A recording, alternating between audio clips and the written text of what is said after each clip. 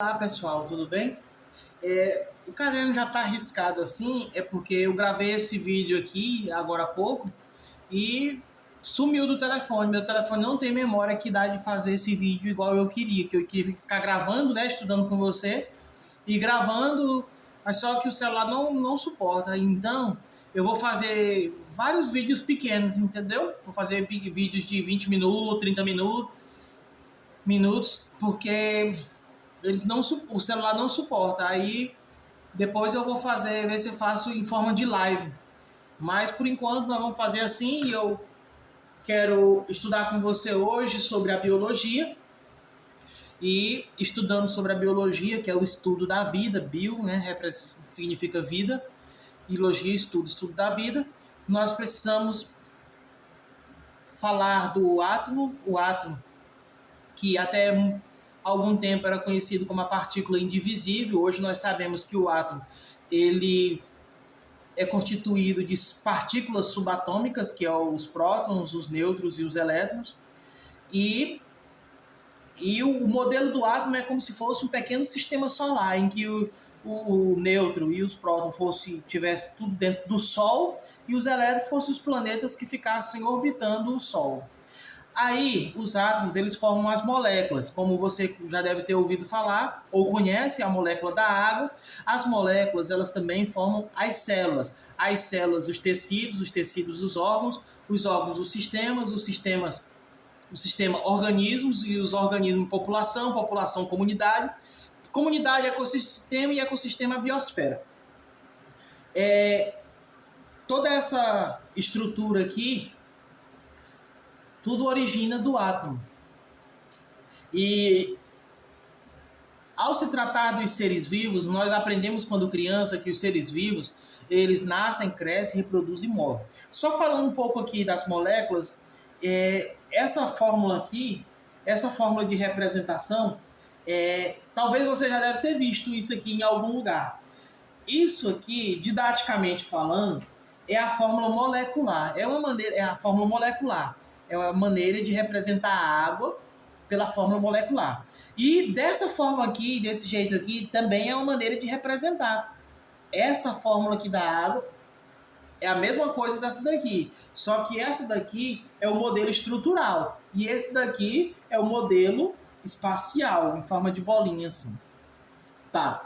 Então, como eu havia dito, quando a gente vai para a escola, nos primeiros anos de ensino, a gente aprende que os seres vivos nascem, crescem, reproduzem e morrem. Tá. Só que não é só isso que os seres vivos não resume apenas nisso. Os seres vivos, eles precisam de vários outros detalhes. E dentro desses detalhes, para que ocorra tudo isso, para que ele possa crescer, reproduzir, ele precisa se nutrir, ele precisa da nutrição. E quando eu chego aqui na nutrição, eu divido os seres vivos em seres autotróficos e seres heterotróficos. Auto vem de próprio, tróficos, alimento, aqueles que fabricam o próprio alimento. Heterotróficos é diferente. Então, os seres autotróficos, eu dou exemplo aqui das plantas, das algas e de algumas bactérias. Só desmistificando aqui que algumas pessoas acreditam que o oxigênio vem tudo da Mata Amazônica, tal, da Amazônia. Não é assim. A maioria do oxigênio nosso vem do mar. E os seres heterotróficos são os animais e outros, a maioria das bactérias e os fungos também. Muitas pessoas acreditam que os fungos são seres autotróficos. Não, os fungos estão aqui dentro dessa classe dos seres heterotróficos. Tá. Além da nutrição, tem o crescimento e tudo isso ainda tem o metabolismo também. Tá. Dentro da nutrição, eu fiz aqui um pequeno esqueminha que essas moléculas, do mesmo jeito que tem o hidrogênio, o oxigênio, tem o carbono. E o carbono, ele é representado por C na tabela periódica. E o hidrogênio pelo H e o oxigênio pelo O. Quando essas três moléculas se reúnem, quando o átomo do carbono, do hidrogênio e do oxigênio se reúne desse jeito, forma um aldeído. Um aldeído com essa quantidade, 6, 12, 6, é conhecido como a glicose. Aonde você vê 6, 12, 6, show, aldeído, show. 6, 12, 6, você vai lembrar da glicose. Os seres autotróficos é o oposto dos seres heterotróficos. Olha só como é que ficou esse esquema. Enquanto os seres heterotróficos usam a glicose e o oxigênio, formam a energia, eles liberam o gás carbônico e a água. Dióxido de carbono também. Eles liberam o dióxido de carbono e a água. Pronto. Os seres autotróficos usam o que nós liberamos, que é o dióxido de carbono e a água, produz energia e libera a glicose e o oxigênio. Resumindo, o que nós consumimos e liberamos, o que os seres autotróficos liberam, jogam fora, é o que nós consumimos. E o que nós consumimos e jogamos fora, o que nós jogamos fora, que é o gás carbônico, é o que os seres autotróficos usam para se alimentar. Então, um é o oposto do outro, mas os dois se completam e fica nesse zigue-zague. Tá. Os seres vivos, eles também precisam da irritabilidade. A irritabilidade é uma característica que faz os seres vivos reagirem. E não só os seres heterotróficos reagem, como os seres autotróficos também reagem. Na irritabilidade, dentro dos seres heterotróficos, nós podemos imaginar que eles fogem quando eles estão sendo incomodados, quando estão irritados. Pronto. Quando eles estão irritabilidade. E quando eles estão irritados, eles fogem, saem do lugar, eles se movimentam. Os seres autotróficos, quando eles estão irritados, é um exemplo das raízes. As raízes, elas vão ao oposto da luz. Então, as raízes se movimentam num movimento chamado tropismo, eles vão ao contrário da luz. Pronto, os seres autotróficos estão aqui. Tá. Além disso, para a perpetuação da espécie, existe a reprodução. Eles se reproduzem. A reprodução dos seres, tanto autotróficos como os seres heterotróficos, eu aqui destaquei a reprodução assexuada e a reprodução sexuada. Dentro da reprodução assexuada, um único indivíduo consegue fabricar outro indivíduo igualzinho a ele, que é no caso da ameba.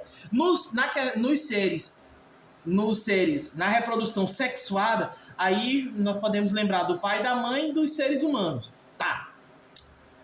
E aqui, dentro da reprodução sexuada, nós lembramos que precisa, né? Cada um dá uma parte de si, dos gametas, do gameta masculino, que é o espermatozoide, do gameta feminino, que é o óvulo, para resumo de conversa. Claro que essa história é mais comprida do que se imagina.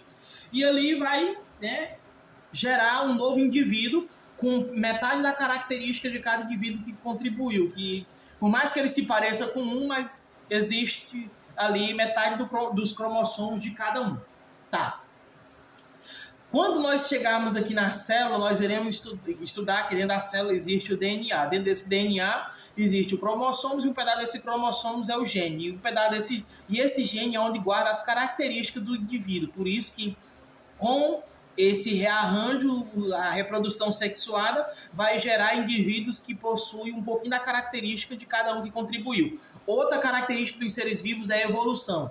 Os seres vivos, eles evoluíram.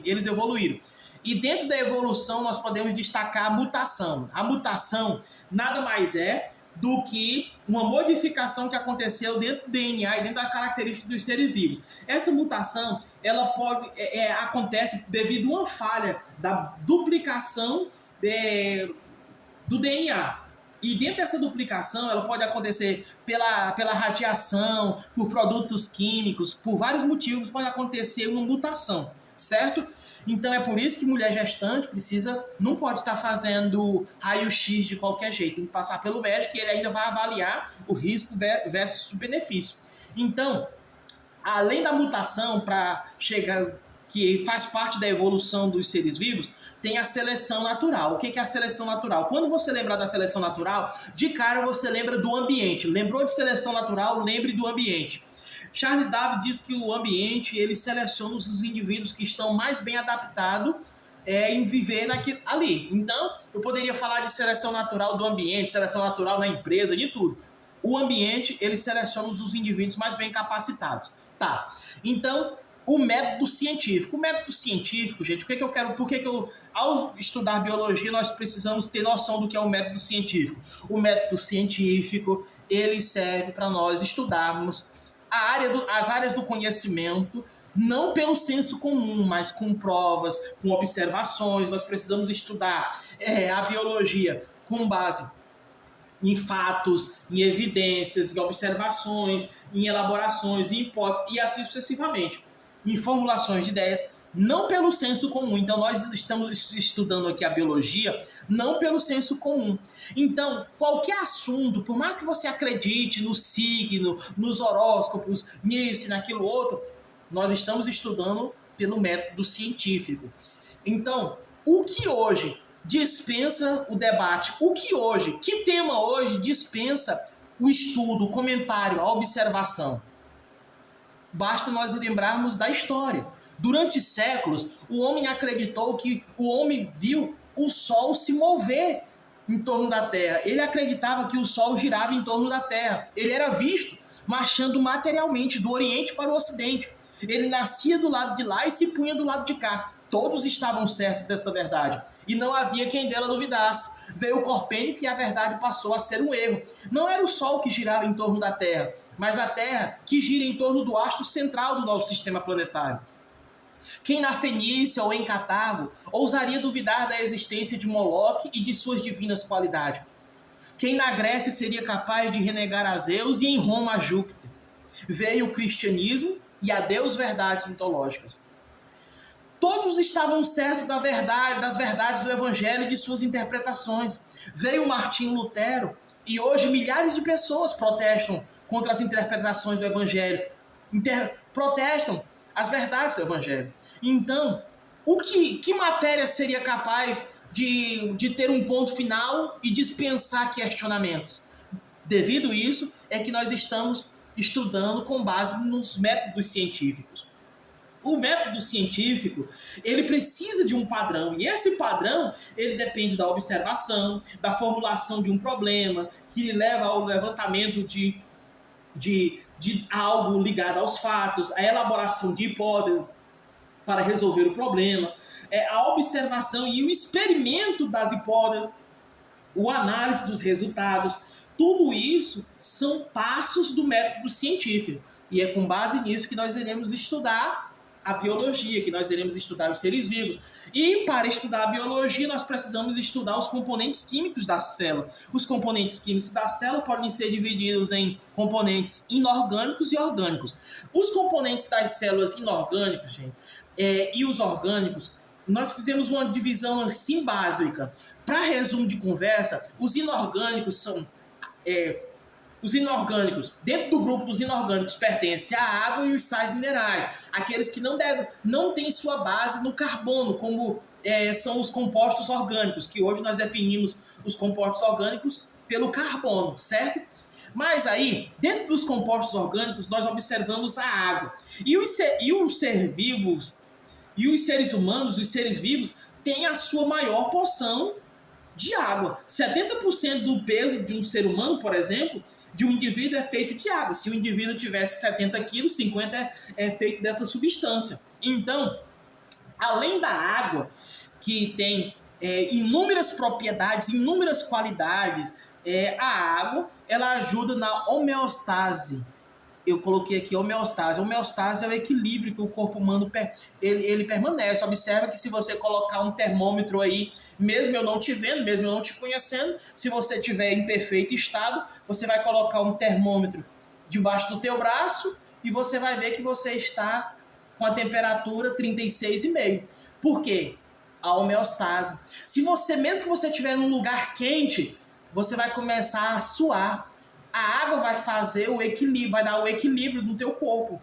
Ela vai ficar sempre caçando apaziguar o teu corpo para manter o equilíbrio. Isso se chama homeostase.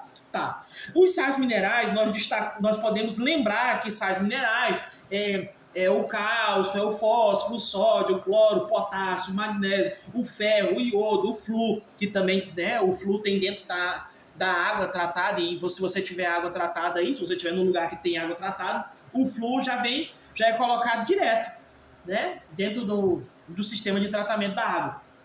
O cobre, que ajuda na cor da pele, entendeu? Na produção de melanina. Então, Esses fazem parte dos inorgânicos. Dentro dos orgânicos, nós podemos lembrar dos glicídios. Ah, eu não sei o que é glicídio. Não precisa ficar com medo. Glicídios, quando você lembrar de glicídio, lembra de carboidrato e lembra de açúcares. Lembra de açúcar, carboidrato e glicídio. São tudo irmão. Estão dentro dos orgânicos. Dentro dos orgânicos, você lembra também dos lipídios. Lembrou dos lipídios? Você vai lembrar dos glicerídeos. Então, lembrou dos lipídios, lembra dos glicerídeos. Então, dentro dos glicerídeos, você vai lembrar de gordura. Lembrando, dentro dos orgânicos, você vai lembrar carboidrato, glicídios, açúcar, lipídios, glicerídeos e gordura. Pronto, e fazem parte do grupo dos orgânicos, das composições, do grupo dos orgânicos. Tá. Dentro do grupo dos orgânicos, nós podemos também lembrar que existe as proteínas. As proteínas, ela é um dos mais importantes do grupo estrutural, porque ela domina toda a fabricação de hormônio, de enzimas, enzimas são proteínas também. As enzimas, elas ajudam a manter o equilíbrio, porque as enzimas, que são proteínas, mas elas são como catalisadores. O que são catalisadores? Catalisadores é como se alguém estivesse empurrando o carro, entendeu? Estivesse dando uma ajudinha para diminuir a energia de ativação. Pois é, se tu ia gastar sozinho para empurrar o carro e aparece outra pessoa te ajudando para empurrar teu carro, aquela pessoa chegou como um catalisador para te ajudar a poupar a tua energia, entendeu? Beleza. Se tu tá fazendo uma tarefa e alguém te ajuda, ele tá te ajudando, ele tá sendo um catalisador naquele momento. Tá. Dentro dos orgânicos também tem os ácidos, os aminoácidos. Nós iremos estudar também na química que as moléculas, os átomos, eles se arrumam, como aqui. Isso aqui, um ácido carboxílico, tem um hidrogênio, 2 oxigênio e um carbono. Ácido carboxílico. Aqui tem um nitrogênio e hidrogênio. Aminoácido. Tá. Um aminoácido que liga, né, o hidrogênio com a parte do... Dentro desse aminoácido, nós observamos o quê? Que essa parte aqui, ó, da hidroxila, esse O com H, você vai conhecer mais à frente, que se chama hidroxila. Hidro por causa da água e oxila por causa do oxigênio. Ele vai sempre se ligar a esse hidrogênio aqui. Irá formar, sabe o quê?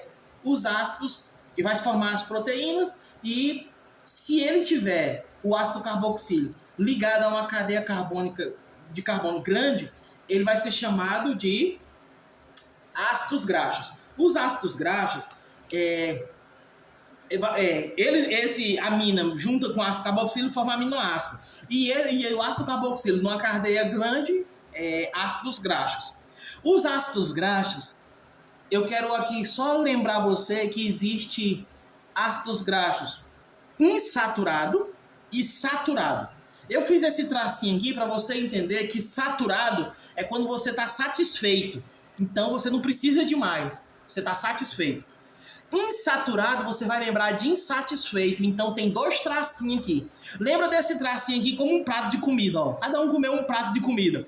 Se todo mundo comeu um prato de comida, todo mundo está satisfeito. Se todo mundo está satisfeito, então está saturado. Se esse aqui comeu mais de um prato de comida, esse aqui está insatisfeito, então ele é insaturado. Pronto. Se você viu 2 ligações, é insaturado, ácidos graxos insaturados. Se viu uma ligação só, ácidos graxos saturados. Pronto. Aí, tem os aminoácidos, que também fazem parte do grupo dos orgânicos, e que tem aminoácidos, gente, que é a junção da amina com ácidos graxos. Existem aminoácidos tão essenciais que sem eles a função do nosso organismo fica comprometida, entendeu? Eu fiz aqui um mnemônico, né? Valili, isotremeu no trabalho forte, para me lembrar o que são mnemônicos. São algum joguinho de palavra que te ajuda a lembrar, te ajuda a decorar alguma matéria.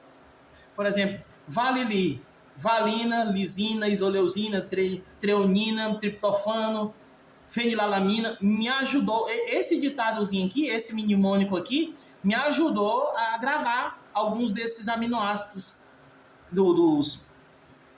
desses aminoácidos essenciais. Tá. Dentro das células, eu quero aqui lembrar você da divisão das células.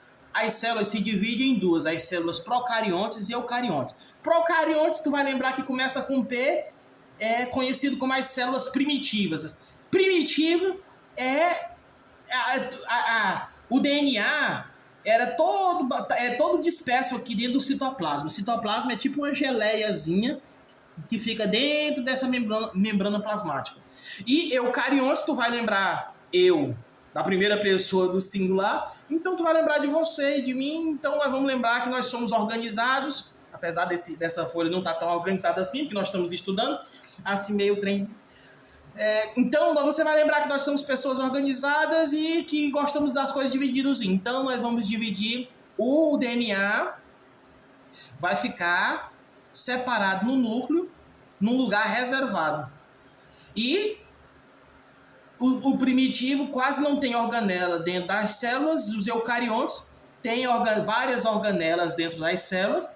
Aqui eu coloquei as bactérias como exemplo das células procariontes, as células eucariontes, os animais e as plantas.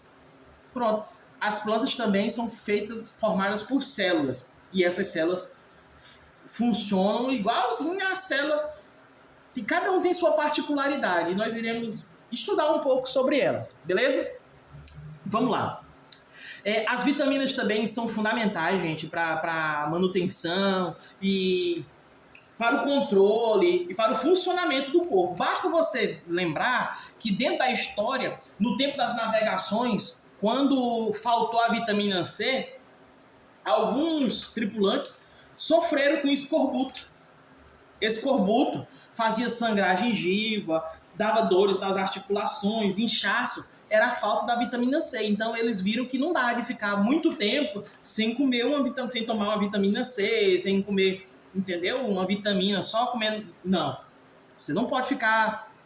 A falta de vitamina compromete o funcionamento ideal do corpo. Então, aqui eu fiz uma divisão básica de vitaminas lipossolúveis. Você vai lembrar de lipo, de gordura. Lipo, gordura.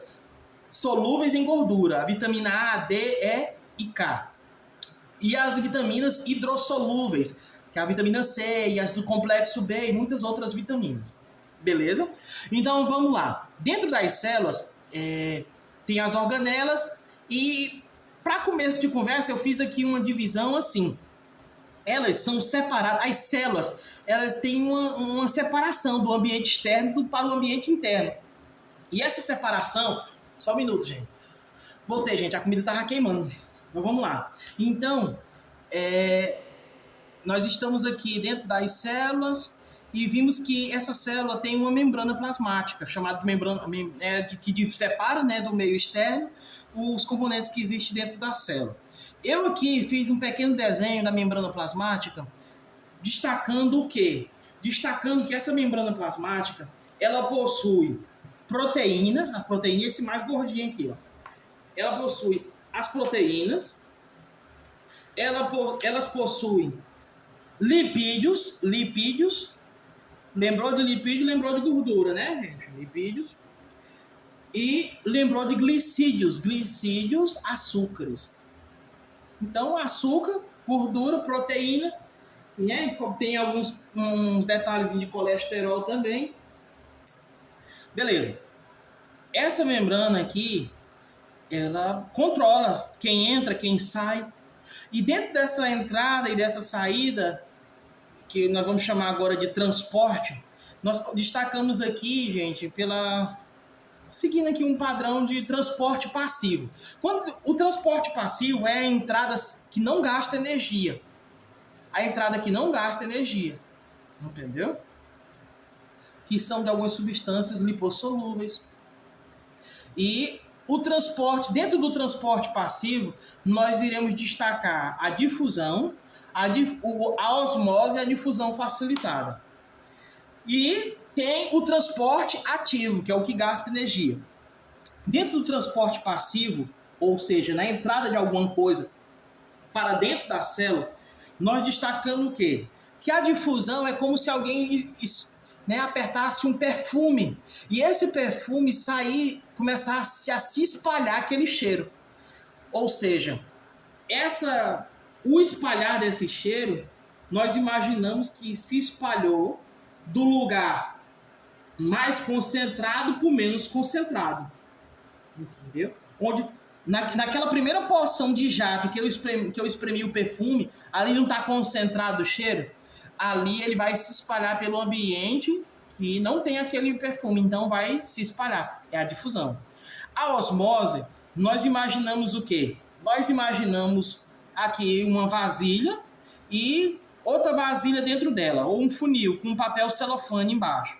Nós colocamos açúcar dentro dessa outra vasilha que tem um papel celofane e colocamos um pouquinho d'água. Sabe o que vai ocorrer? A água que está fora, dentro dessa outra vasilha, vai entrar para dentro desse funil. Por quê? Porque a concentração de água que está fora é maior do que a que está dentro. Beleza? Então, só um exemplo aqui, raciocina comigo para ver se não dá certo. No mar, a água é salgada. Se eu pegasse esse mesmo sistema aqui e colocasse um funil com mais sal aqui dentro e colocasse numa porção de água salgada, sabe o que ia acontecer? A água salgada que está do lado de fora, a água ia passar o quê? A água ia tentar se equilibrar. Então, vamos raciocinar assim. Se eu coloco um lugar que tem mais sal para lá, ou num lugar que tem menos sal, o sal que está fora, onde tem mais, vai passar para onde tem menos. Entendeu? Até se equilibrar. Então, se eu quisesse tirar o sal da água, bastava eu fazer isso aqui. Dá de fazer por osmose. Porque o sal ele iria do lugar mais concentrado para o menos concentrado.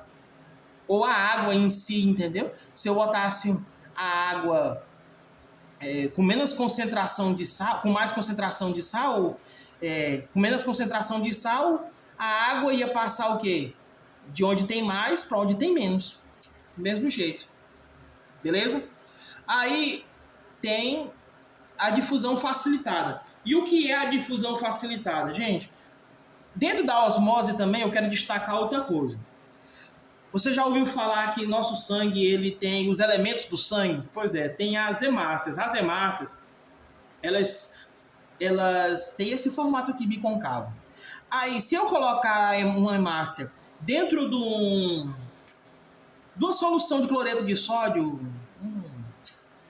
a 9%, solução fisiológica, ela é uma solução isotônica, equilibrada. Então, não vai acontecer nada com a célula, com essas hemácias. Se eu colocar a hemácia dentro de uma solução de cloreto de sódio a 1,5%, sabe o que vai acontecer? Essa solução é hipertônica, ela é concentrada, hiper. Tudo que é hiper é mais, é muito. Ela é concentrada. E sabe o que vai acontecer? O líquido que tem dentro da hemácia vai sair para fora, vai enrugar. A hemácia vai enrugar.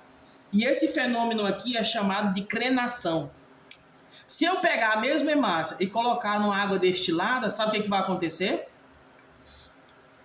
A hemácia a água destilada vai fazer o quê? Vai entrar para dentro da hemácia.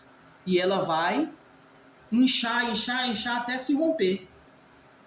Hemólise, vai acontecer a hemólise da hemácia, ou seja, vai ser destruída. Também plasmóptise, pode ser chamado de plasmóptise. Tá. Então, isso é um exemplo de osmose. A difusão facilitada,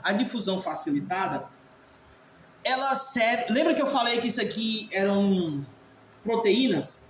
Pois é, as proteínas, elas facilitam a entrada de substâncias não lipossolúveis.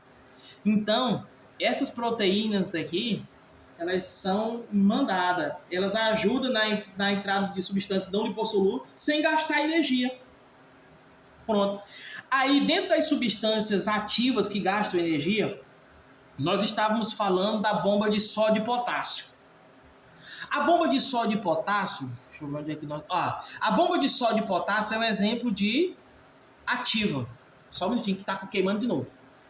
Gente, eu vou só completar essa parte aqui, eu já vou postar, porque meu celular não suporta mandar mais um vídeo maior do que esse. Eu acho que é a memória dele. Então, dentro do transporte ativo,